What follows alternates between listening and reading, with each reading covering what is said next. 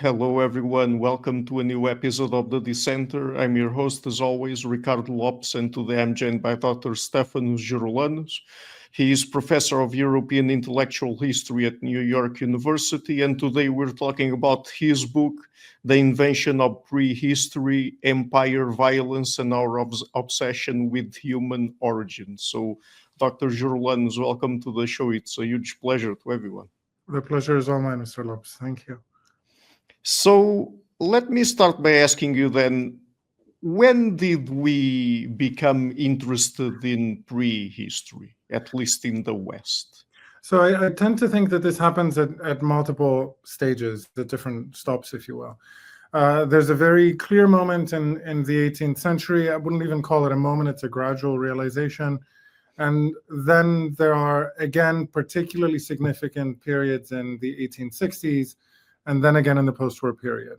And you can say why at these times. The book basically argues that the early stage is around 1750 and that it's linked in part to Jean-Jacques Rousseau.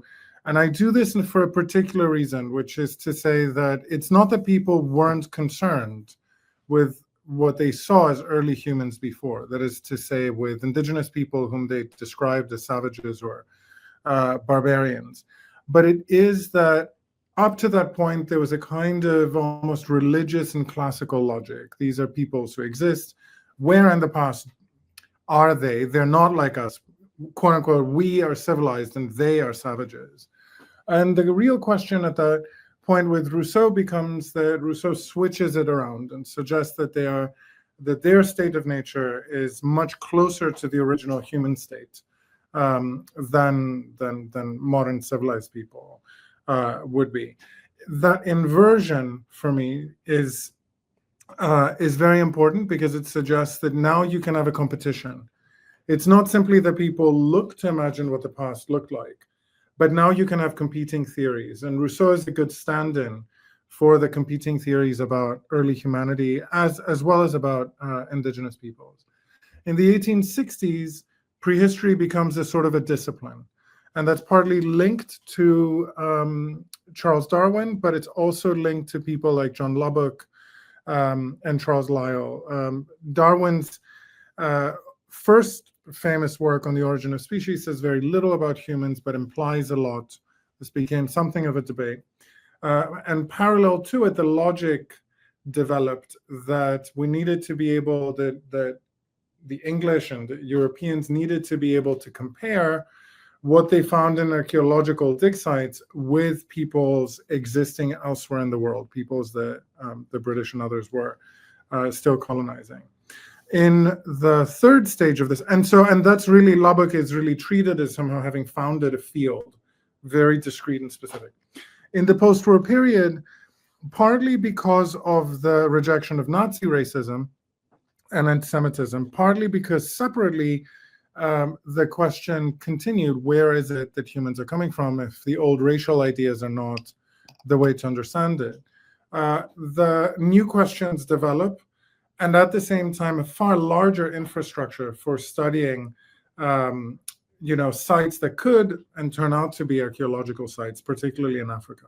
So on the one hand, you have organizations like UNESCO who are very much opposed to racism and who are very much invested in trying to understand what early humanity would have looked like, or in supporting questions of like, how is humanity a single species in which we are all equal? And at the same time, you have a new infrastructure, basically, that people are now studying in multiple sites across Africa, as well as in multiple sites across Southeast Asia, East Asia and Southeast Asia. And then eventually also in Latin America. So it's as though the field expands dramatically because it has something to say about the past and something to say about the future. It's that idea that we have something to say about the future that begins with our earliest past that remains really important today. Why do you call prehistory an invention in the book? In what ways is it an invention? So I want to be clear, I'm not using the term invention in a straight up pejorative fashion that would say that it's not real. It's to say that the way that we understand prehistory the way we understand human origins is much more filled with speculation than we would like to believe. And yet we make assertions about it that, pretend to be very exact. This is to say that there is very serious and very good science, yes. But parallel to that science, we tend to fill things in. And this has been happening for the last couple of 100 years. And it continues to happen now. So this very often, the more popular accounts of human prehistory, often written by scientists as well, they're basically filled in with details that are speculative details. They're details where we're guessing. I have absolutely no problem when somebody is saying, well, here's a guess, but it really is a guess. Nevertheless, a lot of the time, that's not the language in which things are written. They're written in the language of, here's what we know. And what we know is that people would have lived like this or like that. And this involves a lot more filling in than I would be comfortable with. What are the theories of our past shaped by? What factors play a role in them?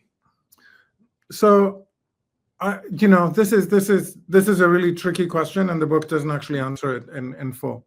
A lot of it is based on, some of it is based on the evidence that we have, and the types of evidence that we have. That is to say, are we looking at skulls and bones? Are we looking at linguistic artifacts? Are we looking at tools? Are we looking at particular building sites?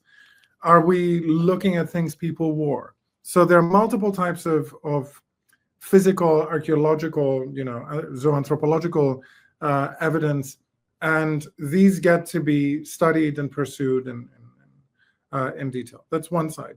The second side of this is that a lot that goes into each study has to do with how scientists write grants, how we all write grant applications. When we write grant applications, we explain how it is that we're going to solve a bigger problem than we're usually capable of solving, or at least we explain multiple extra points that this will go in. I think it is there that a lot of speculation walks right in, and that can involve ideas that we believe in, ideologies that we've been raised in, words that we don't understand, or that we do understand, but whose implications we don't take fully into account. That side, I think, is one of the more important pressures that we find ourselves confronting. So, so then you begin to ask yourself, where is it that we are? What is it that we're looking at exactly? Are we looking at the evidence before us? Are we looking at the way that we articulate what it is that, how to put it? Are we looking at the way that we articulate the goals of our study? Are we looking at political ideas that we have been raised in? Are we looking at things that it is that we oppose? There's also competing theories at every point in time. It is not like there ever was a single theory of prehistory. There are competing ones, and these are fighting against each other. People who write grants write them for themselves as opposed to for other competing approaches. And then there's the language. The language is the trickiest part, and this book really is a kind of history of a language about talking about the past and how particular expressions and words ended up competing. Mm-hmm. So you start the book by talking about how the depiction of Neanderthals has changed over the past few decades. Tell us about that also, because I think it's a very illustrative example of what you explore in the book. And what does it say about how we deal with our prehistory? Right. So when I was growing up, we were repeatedly shown on television and books, in newspapers, and the replication of old images and so on, the Neanderthal as just a step above the gorilla, hairy, dark-skinned, with the kind of bent over stance. The Neanderthal was a figure who is capable of some sort of semi-human behavior, but is really, really left behind. Sapiens were so much better. They arrived, they, took Europe by storm, and so on and so forth. Now, that set of ideas was already largely obsolete in the science. People did know that Neanderthals were not nearly as hunched over, incapable of coping with the environment, weak in the face of the elements. But we continue to see that, and some of those images continue to this day. In the last 20 years, these images have flipped completely. Now, reconstructions of Neanderthals present them as quite white, with no really different hair than Sapiens. Humans who are wearing clothes and to have elaborate trade networks and elaborate rituals for hunting and for living. That switch, the point that I'm very interested in is, how is it that the look of the Neanderthal and their standing changes so dramatically? In the worst of cases, the idea that Neanderthals are blonde, blue-eyed, and so on translates quite easily into far-right politics. They were somehow Europe's original inhabitants, and a kind of quote-unquote white genocide took them out. So that scenario, doesn't seem to have much basis in reality. That was much debated. The extinction of the Neanderthals is much debated. But what I'm very, very interested in is that sense that the image changes and the capacities change at a certain moment, where a lot of it may come from, again, material evidence, but a lot of it comes from, hey, now we can identify with this figure. We're not simply seeing them as subhuman, but as parahuman, as competing with Sapiens in this story. That became for me a really interesting way of abbreviating massive changes of perceiving other species of the genus Homo, as well as other ideas about who it is that we aren't and who it is that we are. So in the book, you talk a lot about how our understanding of prehistory, the ways it has been shaped. It has been shaped in a way by the expansion of European colonization, contact with other peoples, studying the natural man, the state of nature, and then, of course, things like the rise of racism and using words like primitive and savage applied to other peoples. So could you tell us a little bit about that, and also how the rise of the concept of civilization occurred? Right. Let me see how to abbreviate your question, because this is a very difficult and big one. Already from the 16th century, there are elaborate debates about where it is that non-Europeans are to be found. Who is it that peoples who have been recently discovered, or who are now discovered, who don't seem to fit in the Hebrew Bible belong, or as the Europeans saw it in the Old Testament, as they would have referred to it, belong? How do we understand how they ended up where they ended up? So those sorts of studies precede and parallel studies of early humanity, any attempt to understand early humanity. By the 18th century, concepts of civilization are playing out, not least in competition with India and China, and ideological competition, let's say, with India and China, but also sometimes in celebration of other cultures. What becomes really interesting is that as you noted, as European colonization expands, this becomes a sort of linear story. We become able, quote unquote, become able to say, like, look, we are the most advanced, and we can start putting everybody else somewhere in, somewhere further back in history. History is a linear progress of some sort, and from the earliest to the present times, we would be able to put other people as belonging there. That helps create a distinction between, not only between savage and civilized, but between savage, barbarian, and civilized. which is it's a kind of three-stage scenario. The lowest of the low are savage. The ones who have escaped from a savage setup are barbarians who may be both ferocious, but also there might be a little bit of a description of how we came to be who we are. Whenever I say we, I don't mean we. I mean people thinking about themselves in this period. So that distinction of savage, barbarian, and civilized is quite convenient in the 19th century, because everybody who would use it would identify themselves as civilized, as opposed to everybody else that they would wish to compete with. That becomes a major concern, and the question of on what grounds or how is it that these developments took place.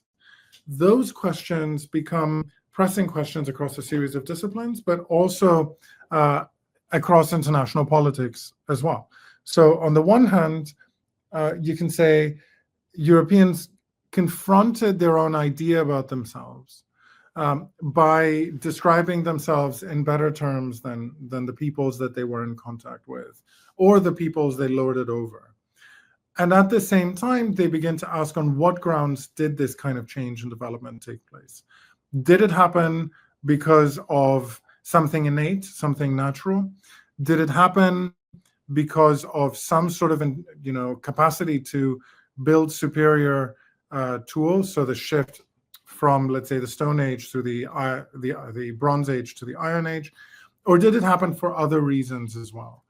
That scenario is the part that becomes really key, because there Europeans come to debate whether they really are fundamentally racially or culturally different, and in what ways they would, they can be in genuine contact with the people that they're interacting with.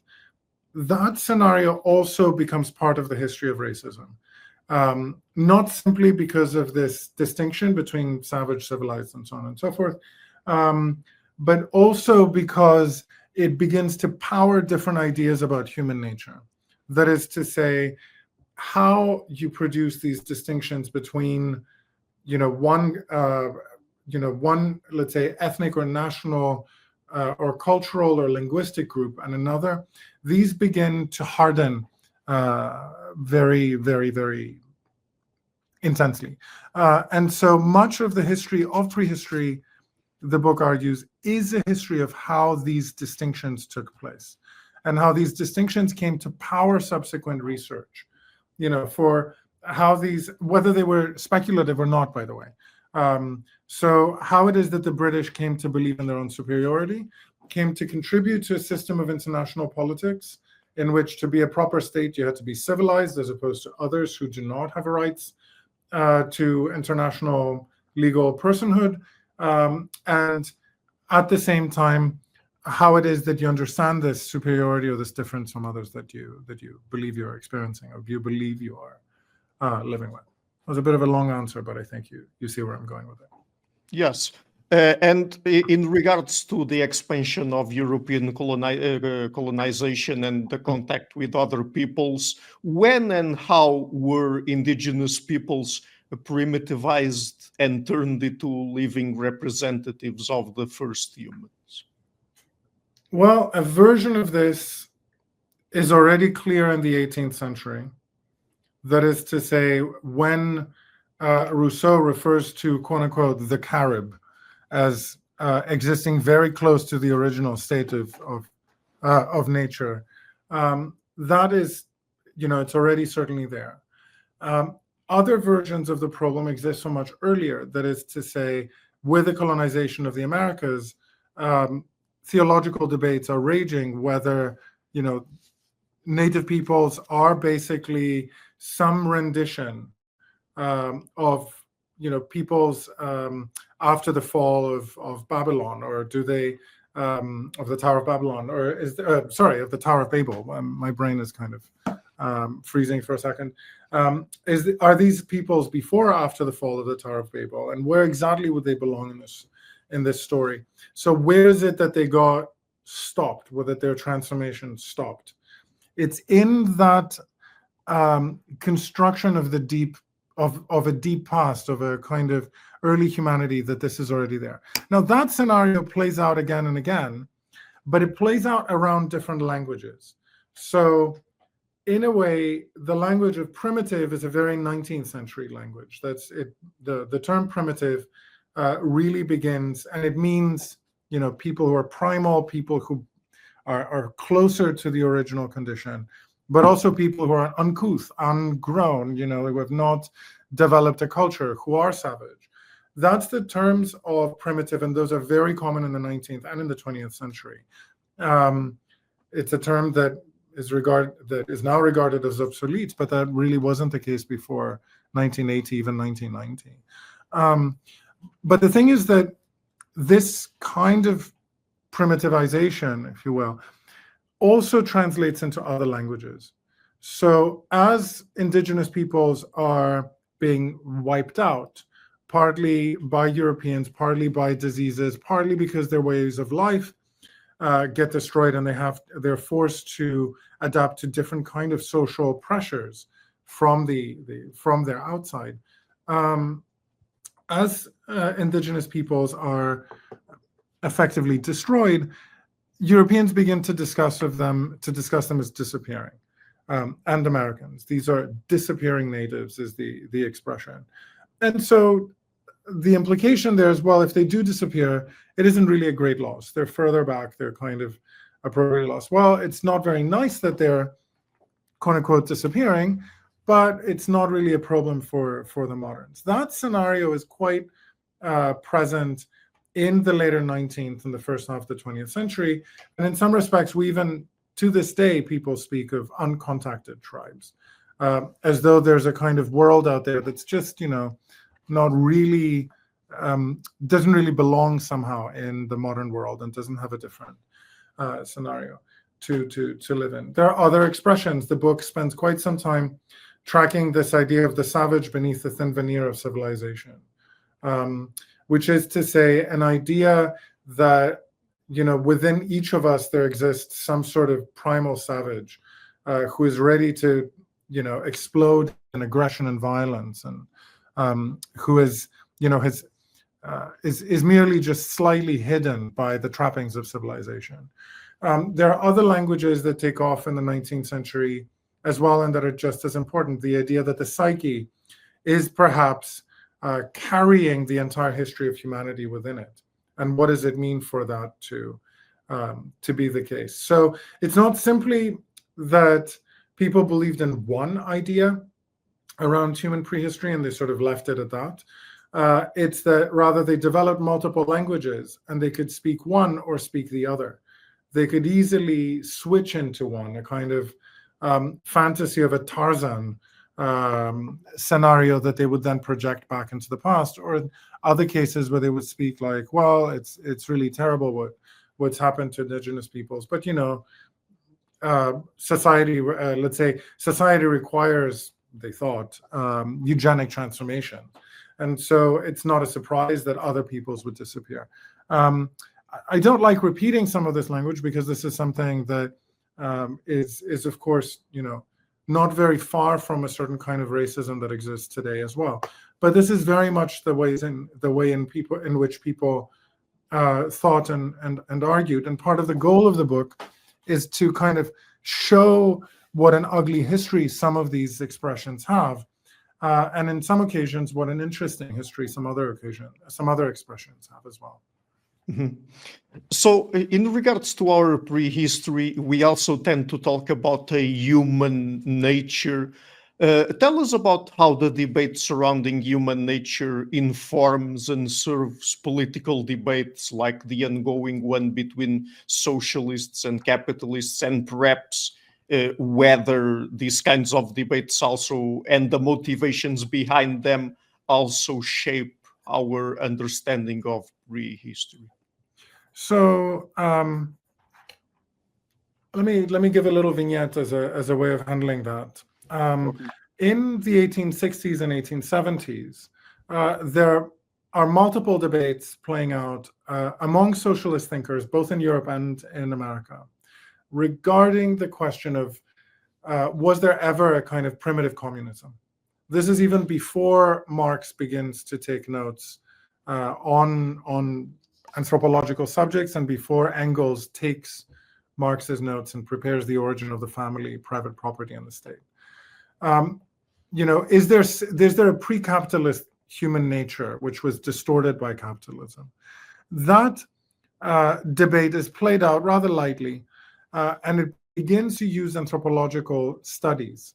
Scholars or intellectuals and politicians begin to use anthropological studies to answer the question.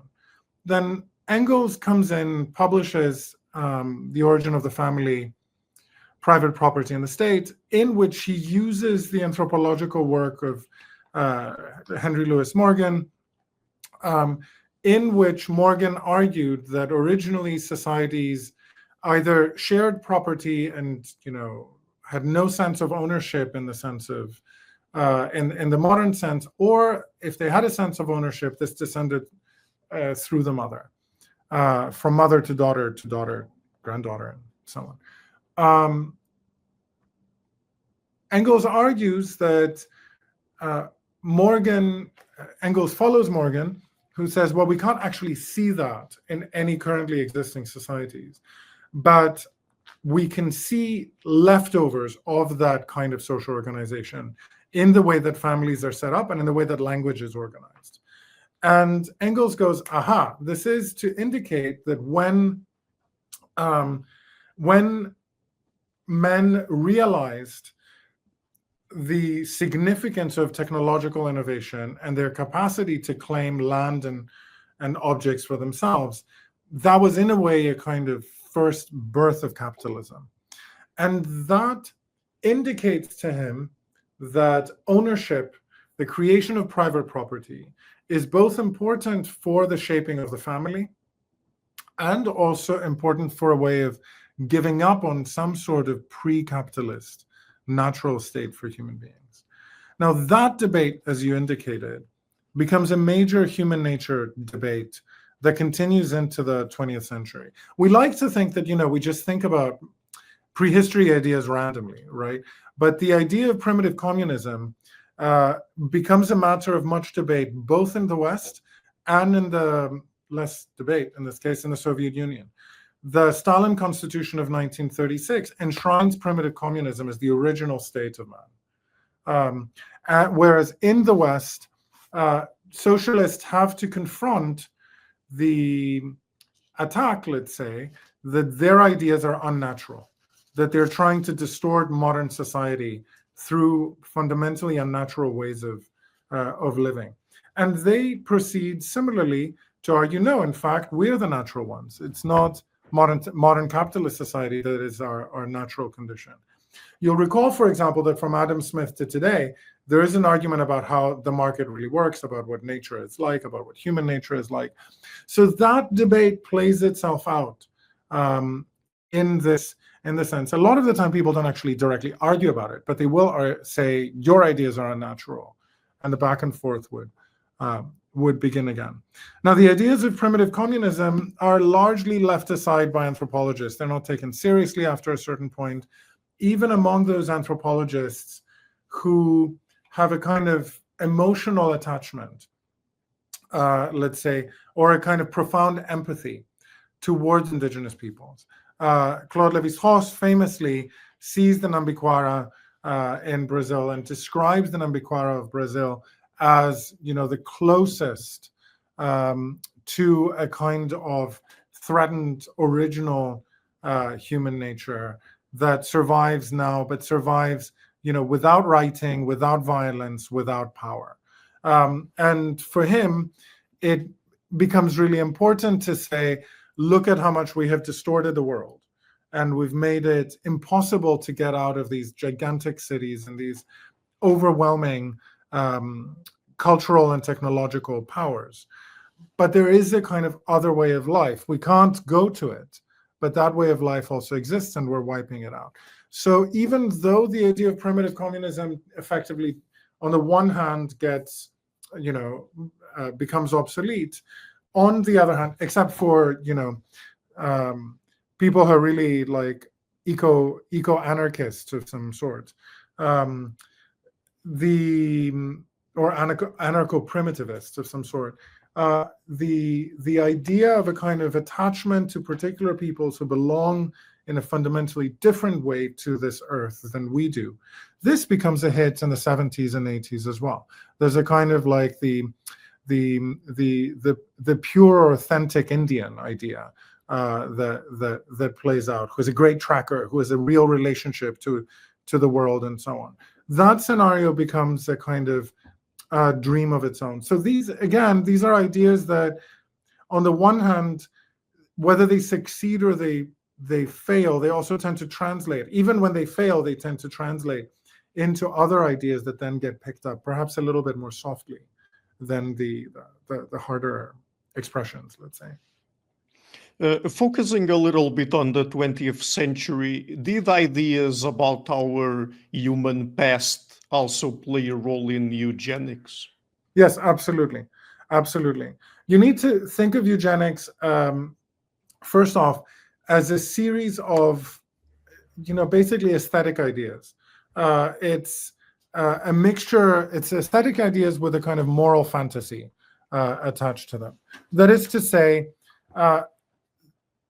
throughout the better part of the 20th century, that only technology for eugenics was to effectively remove people, and I want that to sound as violent as it was, from a gene pool, from the capacity to have children. So it was either by extermination or by castration, usually chemical.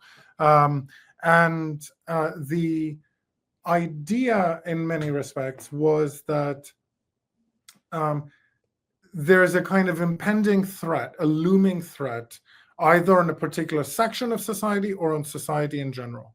And people who are either cognitively disabled or who are racially distinct needed to be removed, supposedly, from society so for its own future. Now, that kind of threat is an aesthetic threat. Nobody had the tools to, or nobody has any sort of tools. It's an ideological decision.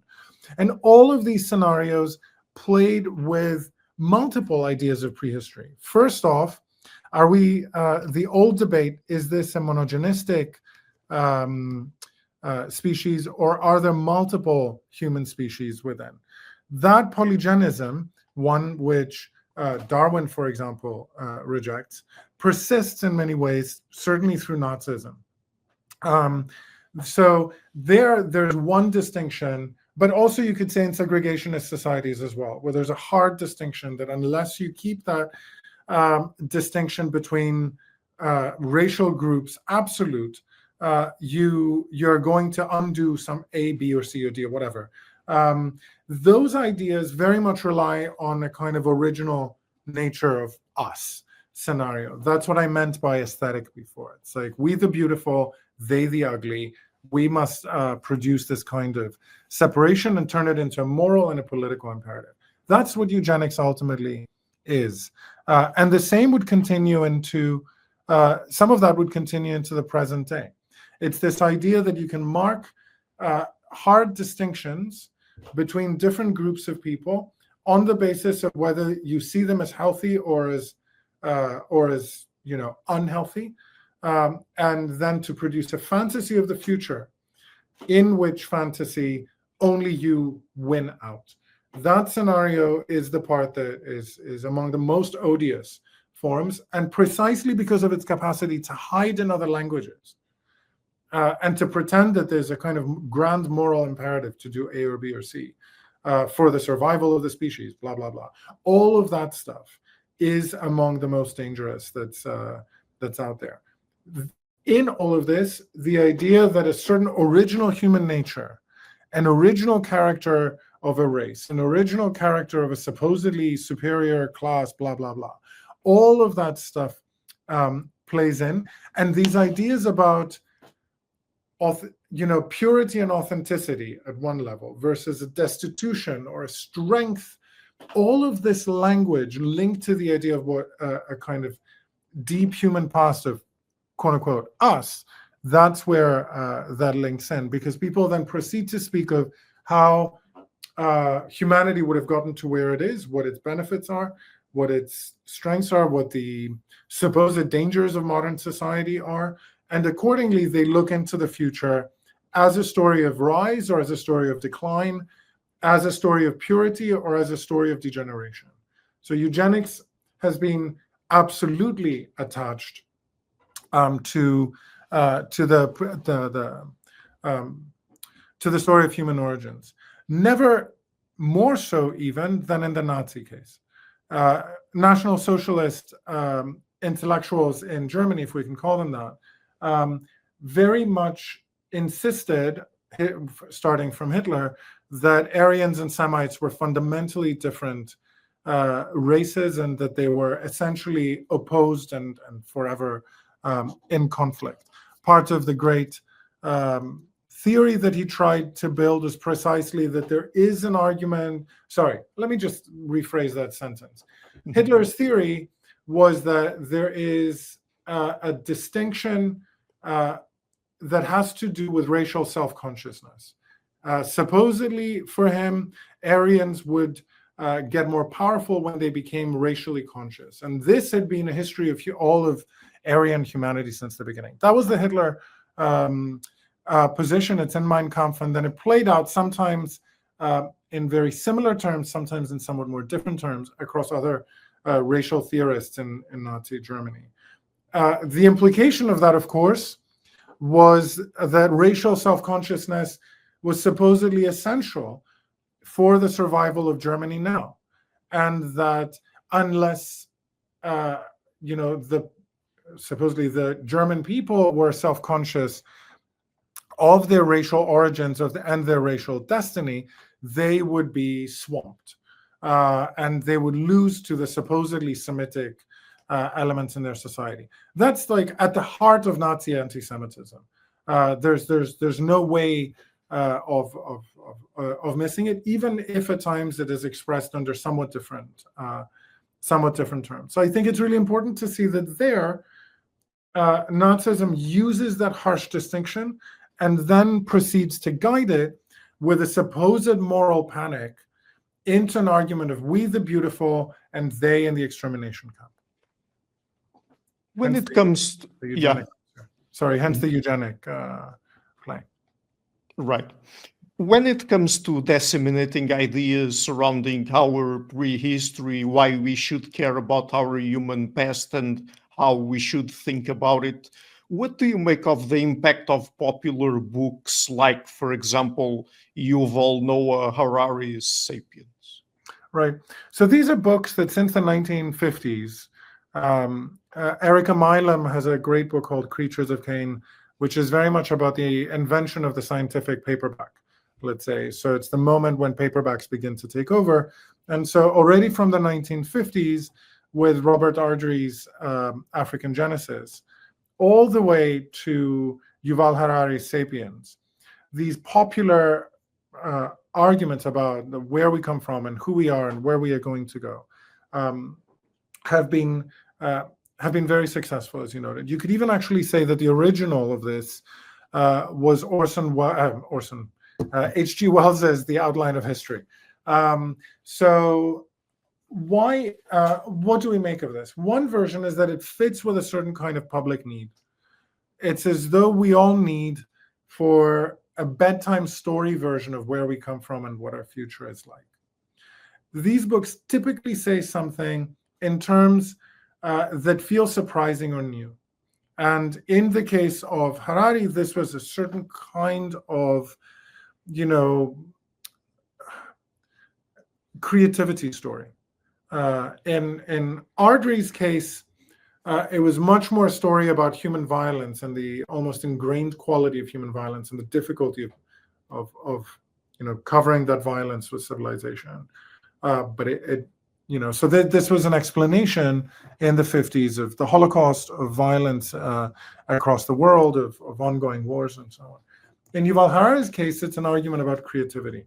It's that we are fundamentally creative beings who have the capacity to project ideas and then share them. And insofar as we can share them, we can create shared futures. Now, this, of course, relies on minimal evidence and very much ideology. It's like a kind of PowerPoint generation fantasy of where it is that we're going to go. But precisely because they can offer a grand narrative about us as human beings, these books are almost primed to be super successful. A much better version, far superior in my opinion, version than the Harari argument is the David Graeber and David Wengrow position regarding, the book, The Dawn of Everything. And yet that book too is full of speculation and fantasy. That book too just can't help itself but make an argument about who we are as humans and how we are, essentially, near anarchic as humans at our most basic character. I think that all is basically myth making. We all need certain kinds of myths to live, and these books are myths about what humanity is, about how we are good or pure or wonderful or this or that, or how we imagine ourselves as striving, as moving forward, and so on. So there are better and worse myths, that's for sure, but at the same time, this becomes, I think, very dangerous territory and basically fantasy rather than enlightenment. How does some of these translate into claims about how we should live our present lives? So, like when people claim that we should follow our human nature, or that there is a human nature we cannot get past, and so on. Right. I mean, part one, there is no such thing as human nature. It's been 2 centuries now that people have been trying to determine it, to find it in some sort of node or some particular setup. But there is no plausible concept that is going to satisfy, nor a discrete concept that is going to satisfy more than a few people at a time on the basis of, of other reasons, political, ideological, philosophical, and so on and so forth. There is also, it's important to note, no concept of human nature that has been very clear and discrete in scientific studies of prehistory. It is very, very difficult to decide at what point human nature begins or at what point human nature stops. Are we talking about language? Are we talking about tool making? Are we talking about certain biological characteristics? What biological characteristics as opposed to others? What linguistic element as opposed to others? The result is that this stuff just gets really very dangerous. So at the very fundamental level, one of the reasons for writing this book is to emphasize that concept is both profoundly outdated, really a kind of 18th to 19th century construct, and one that no longer helps move toward any version of equality. People who appeal to human nature most of the time are not there to say, here's multiple possibilities, here's infinite possible futures, or here's a kind of very thin understanding of human nature. The point is usually like, here's a very strict sense of like, here's what's possible and what's not. What do we make of these appeals? It's very difficult to figure it out. And in brief, I think it's the kind of concept where the moment somebody appeals to it, our obligation, at least as scholars and intellectuals, is to just say, where is this coming from? Where is this going? Is this a particular religious argument? Is this a particular, vision of what secular life is supposed to look like? What does it say about us as technological beings? What does it say about us as, people who live in an extraordinarily complex society? So one of the key arguments of the book is against any such understanding.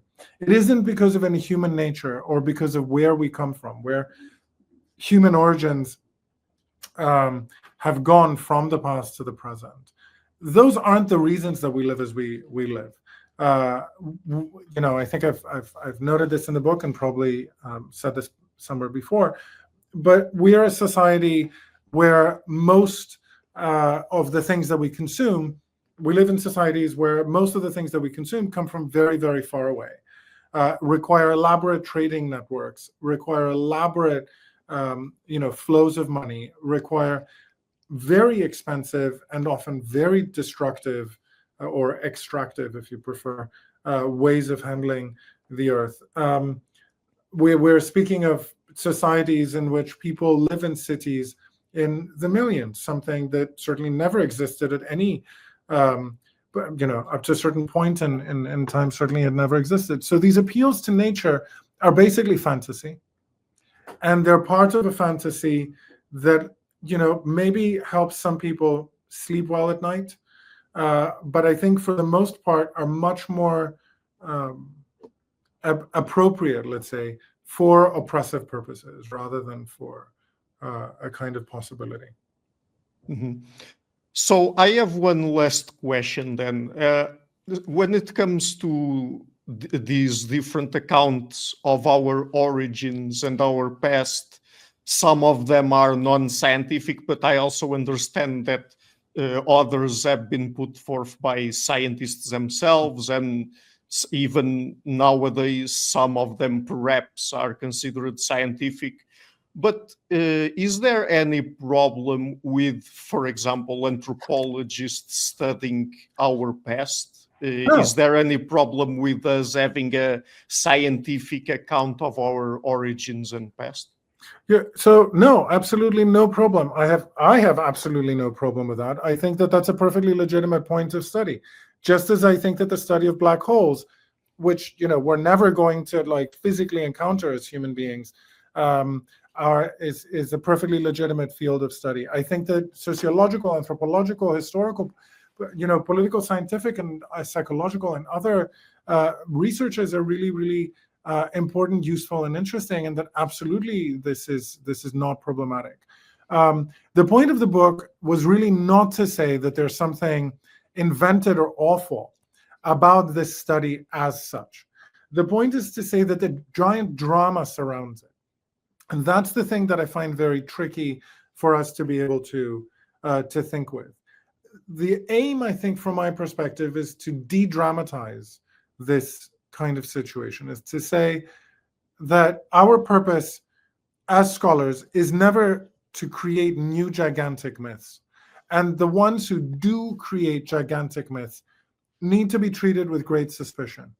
The book ends by noting, with me noting, that when people make arguments that are very skeptical, this appeals to me very, very much. Not skeptical in general, scientifically skeptical. When they work with the science to say, look, there are multiple possible answers to this. I'm really not sure exactly what this is going to be. In a few years, this scenario might be upturned, will be upturned. And the point is to study things carefully, little by little, in a way that doesn't necessarily make these grandiose claims. I think that's absolutely fantastic. That helps us understand little elements of our society, or perhaps important elements of our society, but it helps us understand them tentatively. The really key part is that sense of tentativeness. The point of scientific research is absolutely never to answer a question once and for all, because then that would exactly be an answer that gets replaced. The problem with human origins is that, of course, we would like to have this answer, and we'd like to have it now. And the scientific element of this is to resist these easy answers. Answers like the, Harari, so would be like, X million years ago, this happened, and this determines us. And then 100,000 years ago, we invented cooking, and that determines it. Like, that kind of stuff needs to be treated much more cautiously, and with a great deal of skepticism at the public level. And hypotheses need to be put up and tested cautiously, and with a sense that there's something about early human life that not a single discipline is going to be able to answer. I don't mean that everyone fails on its own. I just mean to say anthropologists will be able to answer up to a certain point, and biologists will be able to answer up to a certain point, and so on and so forth. These answers do not need to give us a complete picture. I know that we would love a complete picture, but that complete picture will always be wrong and ideological and potentially really quite dangerous. Great. So the book is again The Invention of Prehistory, Empire, Violence, and Our Obsession with Human Origins. Of course, I'm leaving a link to it in the description of the interview. And Dr. Geroulanos, just before we go, apart from the book, where can people find your work on the internet?